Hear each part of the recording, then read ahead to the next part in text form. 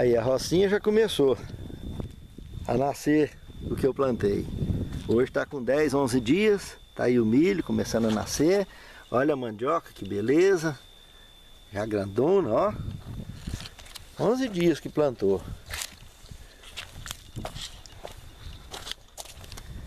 Olha. As mandiocas ficam grandes, outras menores. O milhinho, tem uns também que já saíram primeiro, estão maiorzinho, olha. Que coisa linda.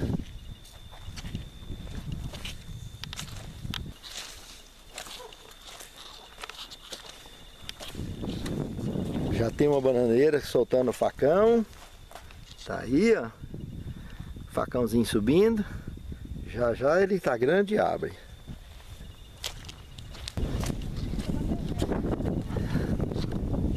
A mandioca, o tamanho.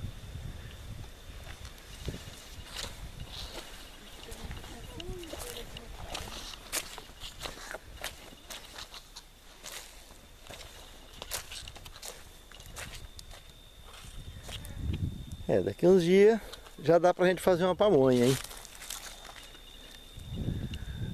Daqui mais 2 meses e pouco. Quase 3 meses. E de um milho que não é transgênico.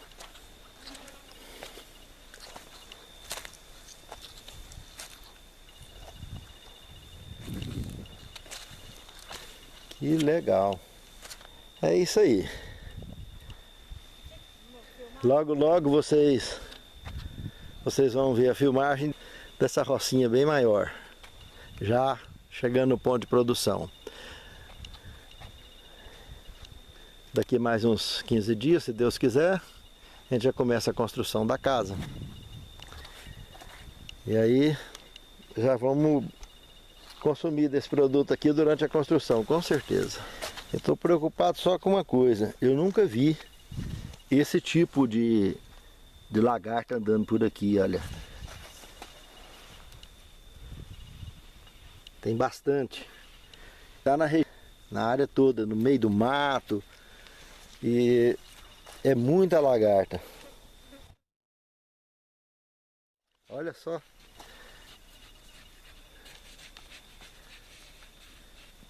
Para todo lado.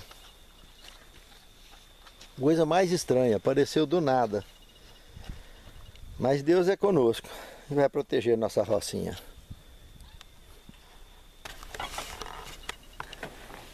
Olha aqui a lagarta comendo pau-terra. A quantidade que tem.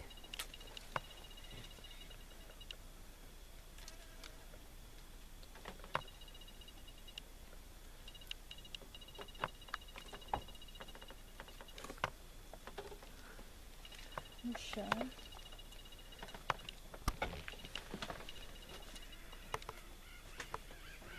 Que quantidade. E tá no mato todo. Até folha de lixeira eu tô vendo elas comerem. Um forte abraço a todos. Olá, meus irmãos, minhas irmãs, tudo bem com vocês? É uma alegria enorme revê-los através de mais um estudo da Palavra de Deus. Eu gostaria, antes dessas considerações, de convidá-los para uma palavra de oração. Santo Deus, muito obrigado, Senhor, por este momento tão importante em nossas vidas, aonde Tu nos permites buscar na Tua Palavra o sustento para a nossa fé. Nos capacite, Senhor, a compreensão do tema a estudar, para que possamos não só entender, mas ter condições também de vivenciar e de ensinar. É o que te suplicamos com perdão de nossos pecados, em nome de Jesus. Amém, Senhor. Escolham a vida. Um tema importantíssimo que nós estudaremos e que, antes de abrir propriamente dito o tema, eu gostaria de comentar a experiência sobre o que vocês acabaram de assistir do momento de vida no campo, sobre a questão da praga que desceu na rocinha, onde eu plantei lá no nosso refúgio, que é a primeira rocinha coletiva nossa. E o milagre está registrado aí no vídeo que vocês assistiram. E eu digo que é um milagre pelo seguinte: em toda a propriedade, que tem 27 hectares, tinha essa lagarta andando em forma de praga. Não dava 5 passos sem perceber 5, 10, 15 lagartas dessas andando, dessas que vocês viram no filme aí. E elas vinham subindo em árvores como lixeira, que nunca pensava que alguma coisa pudesse comer aquilo. Uma folha grossa que já chama lixeira, pois eu vi lixeiras peladas por essa praga dessas lagartas. Dentro da rocinha tem mandioca plantada, bananeira plantada, bananeira agora que está começando a soltar os facãozinhos, mas as mandiocas tá no filme aí, vocês vão ver as folhinhas enormes já. E o milho que eu plantei, o milho não transgênico que eu plantei, também já com 8 ou 10 dias de tamanho, as lagartas passando do lado e indo embora, atravessando e passando adiante, ignorando a rocinha e entrando no cerrado e comendo árvores do cerrado. Mas a rocinha estava preservada. E eu digo que isso é um milagre porque esses bichos, quando surgem, eles saem fazendo arrastão, comendo tudo que tem pela frente. Os pezinhos de milho pequenininho assim, eles cortariam sem ter que subir, cortariam no talo, deixaria no talo. E na filmagem vocês vão ver que eles estavam ignorando completamente o que estava plantado na rocinha e que já vinha brotando abertamente, como o milho e a mandioca. Então, isso é uma prova de que Deus é conosco e está realmente dirigindo esse projeto do Vitrine do Lago. Inclusive, quando eu cheguei aqui em Goiânia, fiquei incomodado com uma coisa. Falei, gente, eu não tive tempo de passar no meu vizinho de propriedade e perguntar para ele, ou sequer liguei para ele para saber se a lagarta também tinha chegado por lá, tinha vindo de lá ou atacado lá também. Pois assim que eu cheguei aqui na capital, em Goiânia, eu liguei para o vizinho. Ele disse que não, lá não apareceu nenhum tipo de lagarta. Então vocês veem que alguma coisa muito estranha aconteceu ali, alguma coisa sobrenatural. Porque a minha propriedade tem 27 hectares. A propriedade do vizinho tem centenas de hectares. E não tinha uma só lagarta andando lá dentro da propriedade dele. Então algo muito estranho estava acontecendo ali. Mas a nossa rocinha ficou protegida. E creio eu, piamente, como eu deixei registrado lá na hora que eu filmei, que Deus haveria de nos proteger.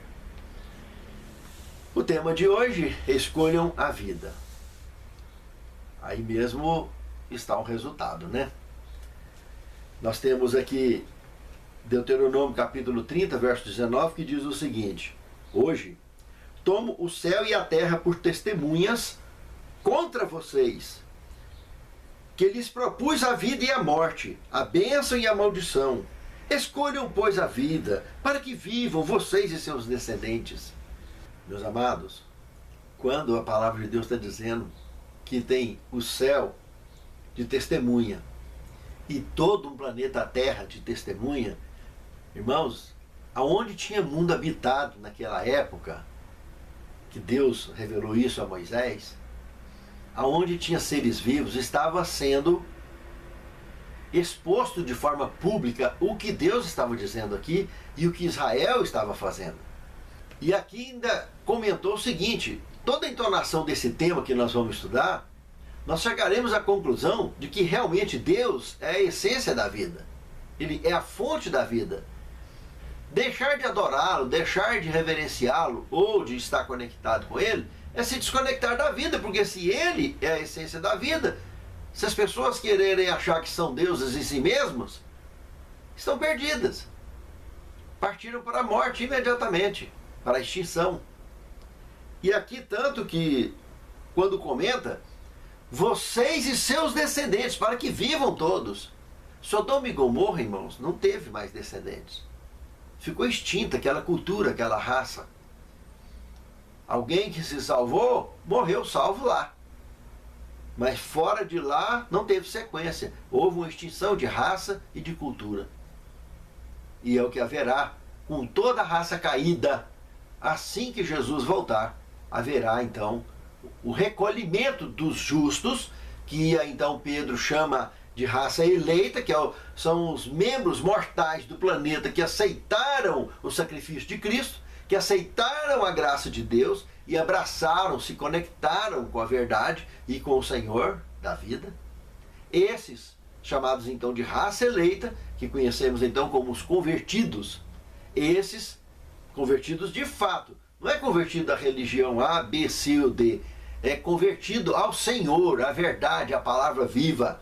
Aí sim, a nossa religião passa a ter sentido, porque estamos obedecendo a palavra e andando nos trilhos da palavra, e não simplesmente seguindo tradições criadas por homens, mas hábitos e costumes reais indicados pelo próprio Deus para que sobrevivêssemos em qualquer época da história desse planeta.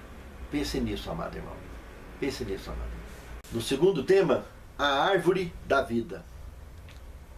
Irmãos, quando nós analisamos o Gênesis, no capítulo 2, verso 8 e 9, de 15 a 17, e o capítulo 3, verso 22 e 23, podemos logo perceber um paralelo entre aquelas duas árvores. Uma árvore da vida e a outra árvore do conhecimento do bem e do mal. Uma, a do conhecimento do bem e do mal, pertencente ao Senhor, que era de propriedade exclusiva dele, e a outra de propriedade para as criaturas que ele criou à sua imagem e semelhança, a raça humana, para que eles a consumissem. E que, segundo o contexto bíblico e da pena inspirada, essa árvore protelaria a vida em qualquer circunstância. Colocaria as pessoas a viverem de forma perpétua, assim como foram criadas. Diferente da história que aconteceu na decisão infeliz de nossos primeiros pais de deixar essa conexão e acabaram conhecendo o sono da morte. E muitos da sua descendência, uma grande maioria, conhecerá a extinção no verdadeiro sentido da vida ou da morte. Porque para Deus tudo é absoluto, tanto vida quanto morte. Os que aceitam a conexão com a graça e com o Senhor viverão eternamente. Esse é o projeto do plano da redenção. Mas aqueles que não aceitam, infelizmente serão extintos para sempre. No capítulo 11 do Evangelho de João, na altura do verso 25 e 26, consta um registro muito impactante de uma afirmação feita pelo Filho de Deus quando conversava com a irmã de Lázaro, aquele que estava então morto ali do lado, já aonde eles estavam conversando. E aí, como resultado dessa conversa, Jesus tinha dito para ela que Lázaro haveria de ressuscitar, e ela, crente na ressurreição relatada no Escrito Sagrado, contudo, Jesus estava falando de uma coisa imediata. E ele usa uma expressão muito interessante, que diz o seguinte: declarou-lhe Jesus: eu sou a ressurreição e a vida. Quem crê em mim, ainda que esteja morto, viverá.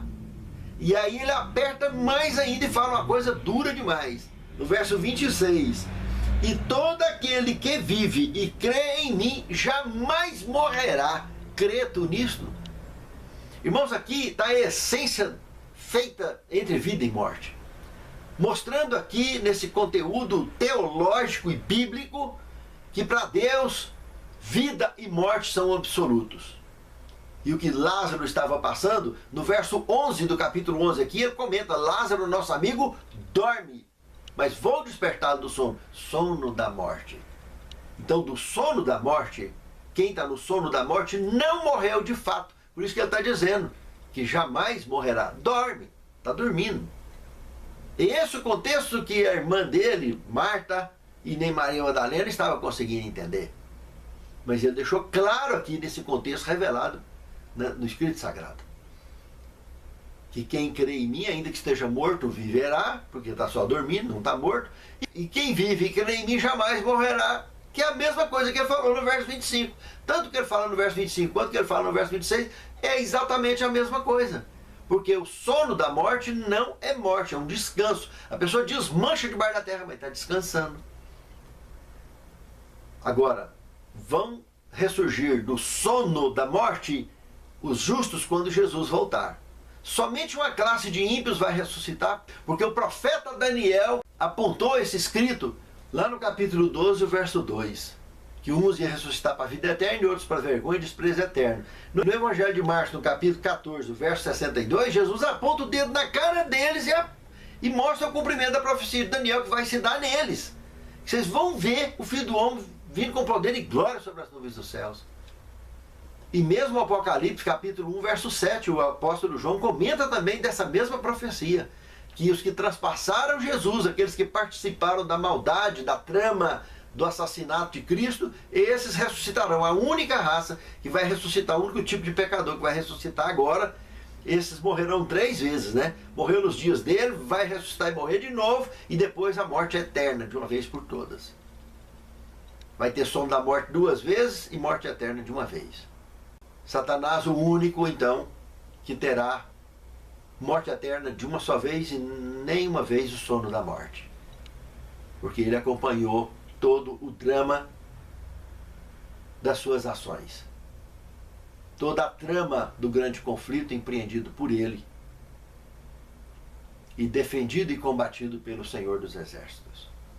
A árvore da vida representa a livre escolha daqueles que de fato pretendem voltar a fazer parte do consumo dessa árvore.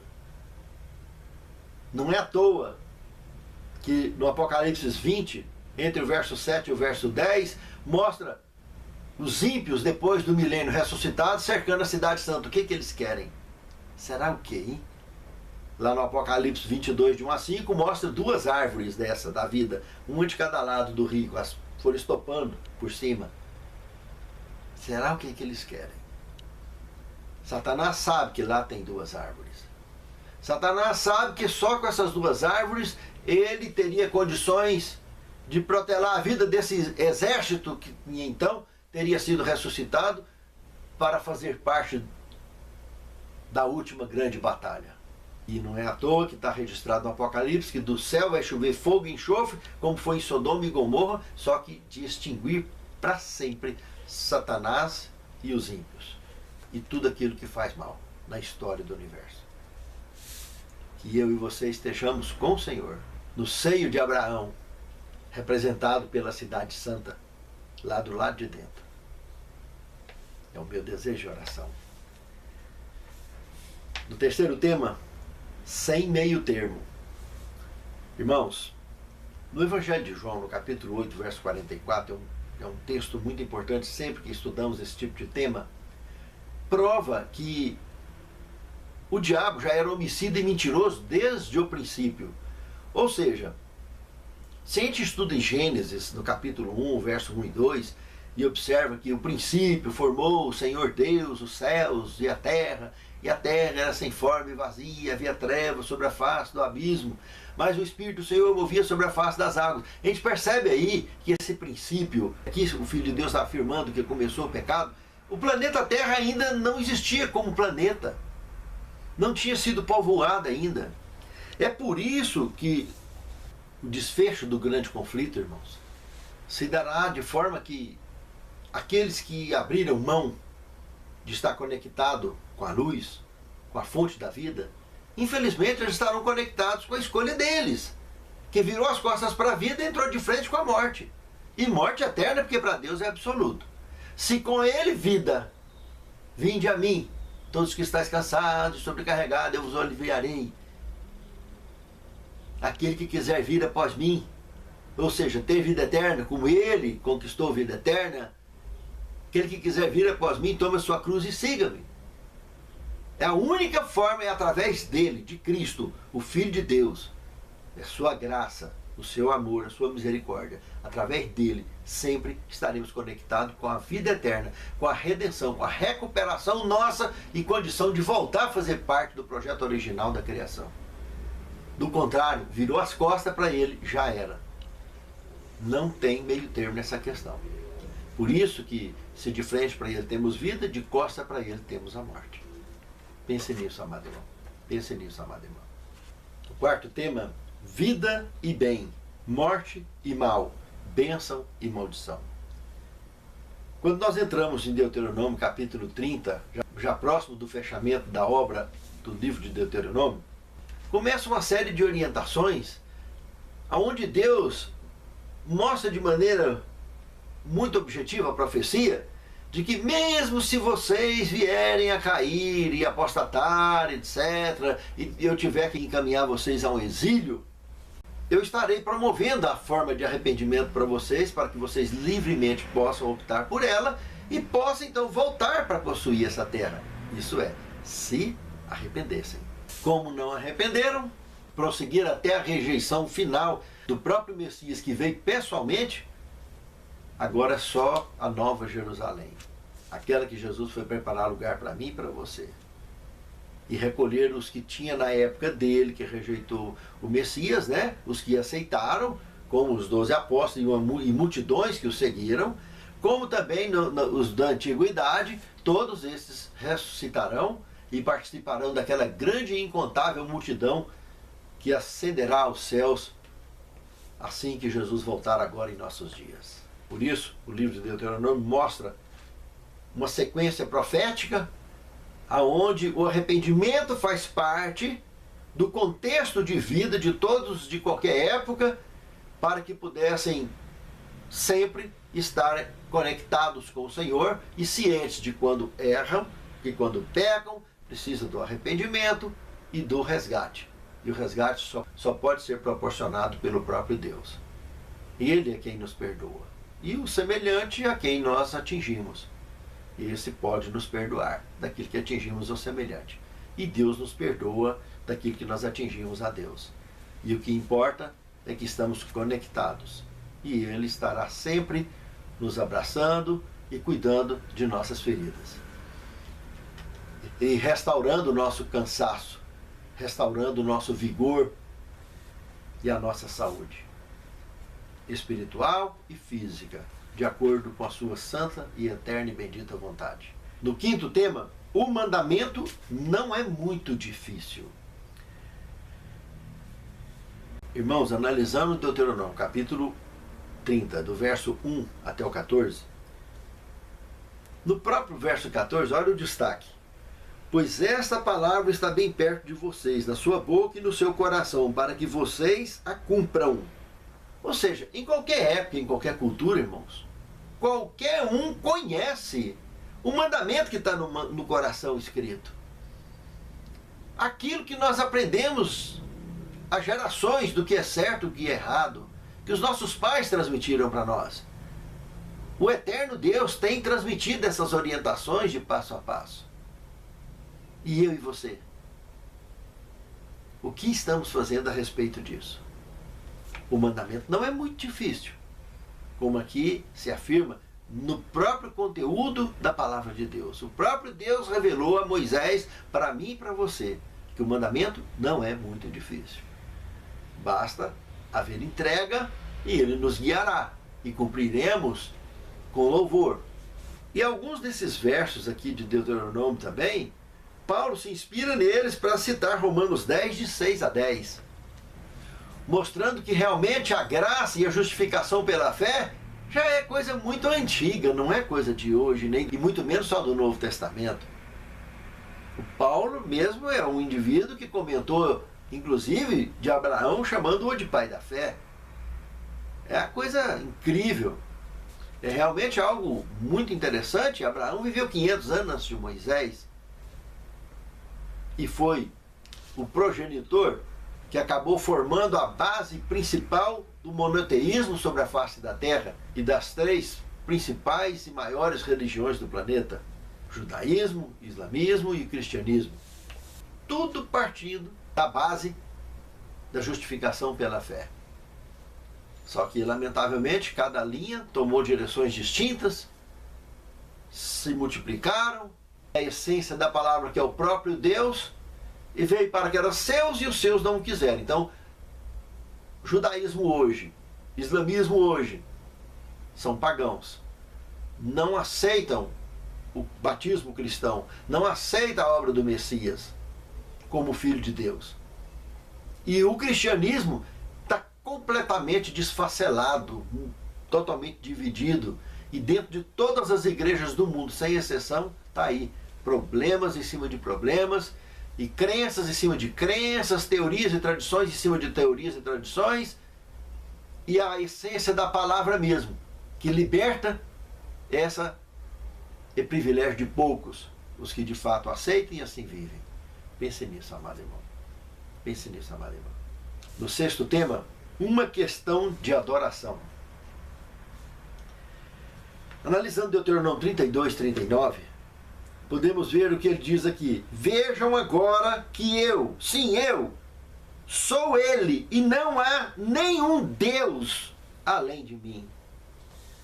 Irmão, nós estamos falando de um planeta inteiro infestado pelo paganismo, e somente Israel, só esse povo ali tinha uma genética da descendência de Abraão que poderia ser aproveitado para preparar o caminho e receber o Messias e chegar até nós a mensagem de salvação como chegou de fato.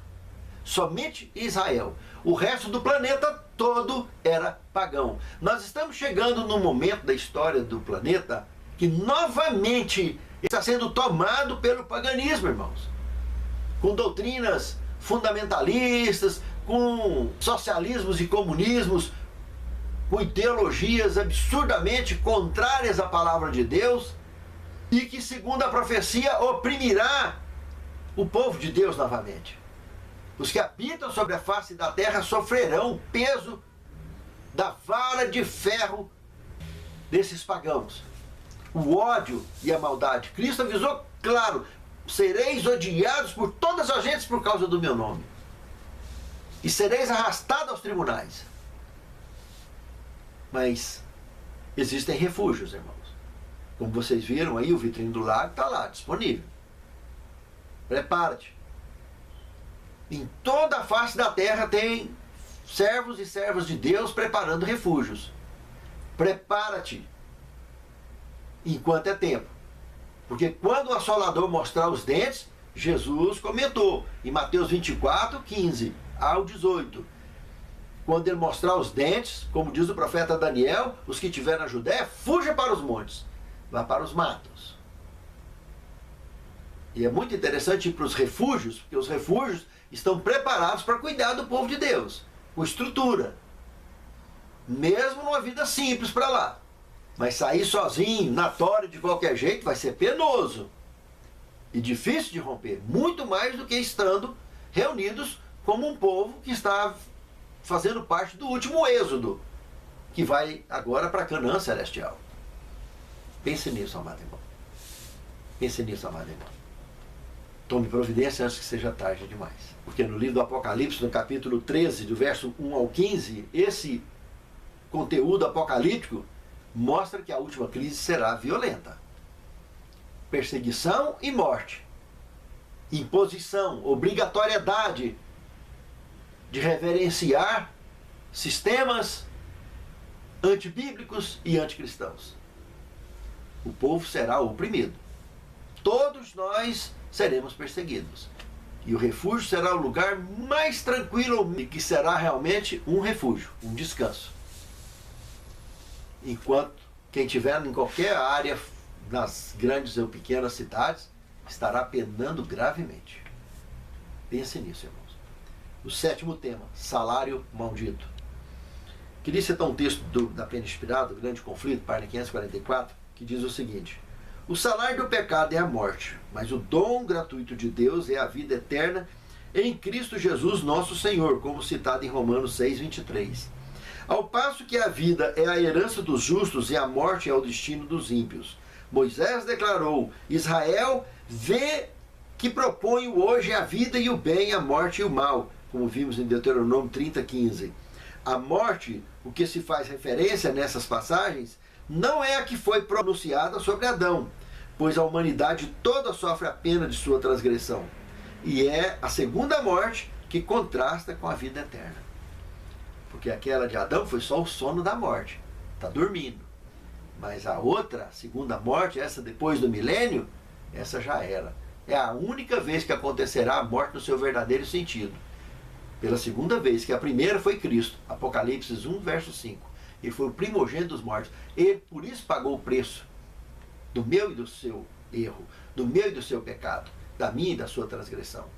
Por isso ele tem o poder de nos resgatar. Por isso ele suou sangue no Getsemane, por mim e por você, e pagou com louvor o preço. Hoje ele pode resgatar a mim e a você, basta que aceitemos. Porque se não aceitarmos, o salário que existe é o maldito, a morte e a morte eterna. Ó Senhor, santifica-nos na Tua palavra para que possamos compreender o tema que estudamos e de forma clara termos a Tua direção no cumprimento desta palavra. Conduz os nossos pés, os nossos pensamentos, os nossos projetos e os nossos passos, Senhor, para que possamos cumprir com a missão que Tu tem confiado a cada um de nós, tanto como indivíduo, como quanto igreja. É o que te pedimos, agradecidos, te louvando por tudo que tem acontecido em nossas vidas, em nome de Jesus. Amém, Senhor. É seu grande poder e sempre